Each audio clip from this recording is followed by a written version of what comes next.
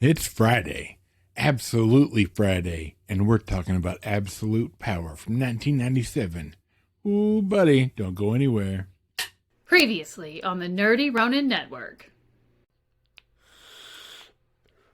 What? Squeaky chair, what'd you say? Oh, we're live? Oh, crap.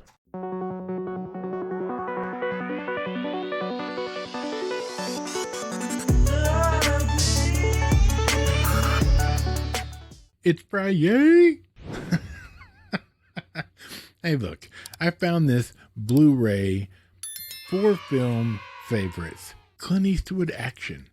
It's got The Enforcer, Sudden Impact, Firefox, Foreshadowing. It also has Absolute Power, which is a movie that Clint Eastwood produced and directed. My apologies. And it's based on a book. David Baldacci. I don't ever know how to say his name, but boy, do I love his books. And boy, do I love Clint Eastwood. Holy crap. This movie is fantastic. The book is fantastic. We're going to get into it. Let's look at it.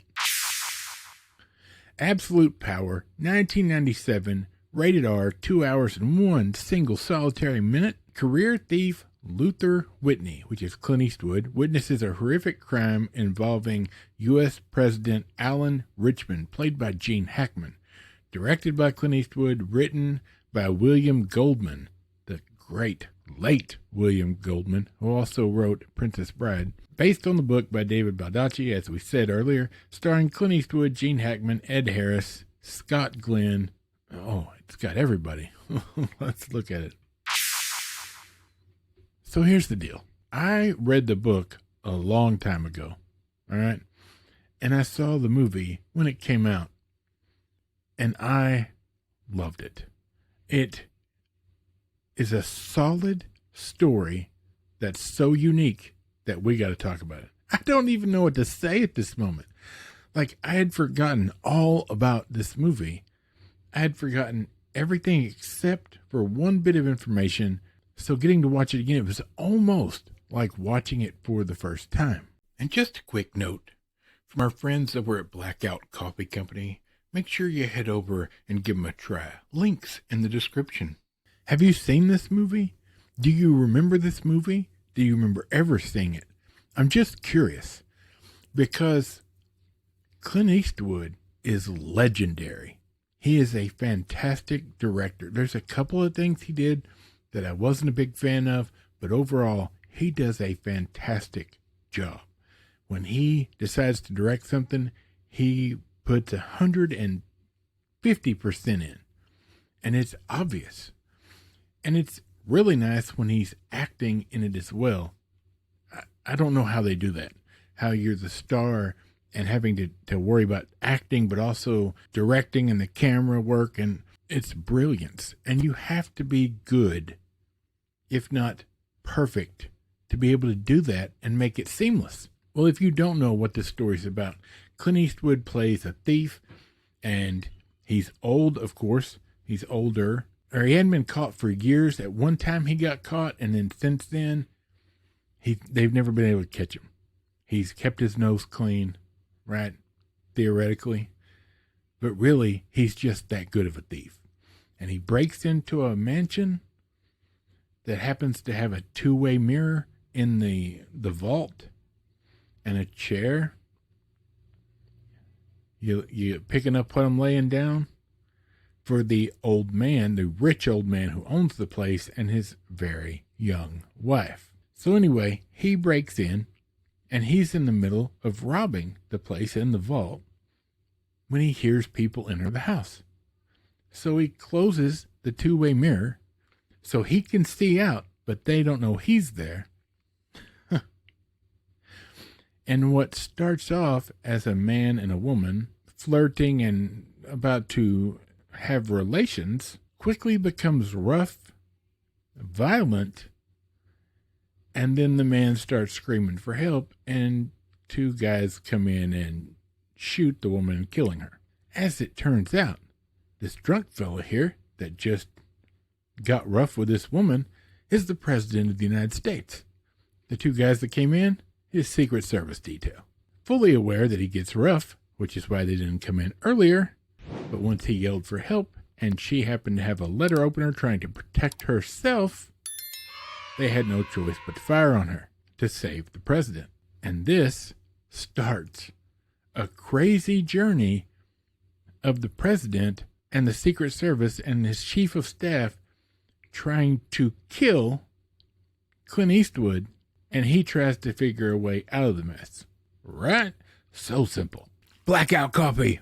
America. The president in this movie is so evil that he even tells the Secret Service to go kill Clint Eastwood's estranged daughter, who he's had nothing to do with for almost her entire life. And they go try to. It's insane. On top of that, the old man whose wife gets murdered at the beginning, he's rich and has all the money in the world, so he hires a hitman to take out Clint Eastwood. Everything goes afoul and gets messed up. Scott Glenn plays a Secret Service guy who was an ex-state trooper, I think, or something, some law enforcement, who is frustrated at the rules being broken and the laws being broken here by the president and the Secret Service, and is trying to do the right thing, but he's the only one. All right? Everybody else is fully aware of what they're trying to do. And Luther Whitney, Clint Eastwood's character, plays them all like a fiddle, while also running for his life. He's exactly what you would imagine a criminal mastermind or a thief who's brilliant at his job to be, but he also doesn't take things lightly. He chooses not to run when he realizes what's really going on, when he could have just disappeared. And he's so good at what he does, he could be standing right beside you and you'd never know it. I'm talking, fake beards, mustache, costumes, outfits, whatever. He's brilliant. And he knows what he's doing. But he makes the choice to do the right thing, to the point that he even puts everything he stole from this guy back in the vault. And near the climax of the movie, he has to tell them it's back. Nobody's looked. So he's no longer, there's no longer a crime on his end. He took it all back. So the only crime is the death of the wife. And that's part of how he plays this story and plays these people who think they're above the law, because absolute power, as you know, corrupts absolutely. This book is brilliant. If you enjoy reading, I would tell you this. David Baldacci is a brilliant novelist. He has some great series and single books like this one. Wonderful. And the movie, I don't know how much I paid for this. I don't even remember where I got it. Probably Amazon. You can probably get this for under $20. You're getting 4 movies. Foreshadowing. I'm going to review Firefox next week. I've never seen it. I've never seen it.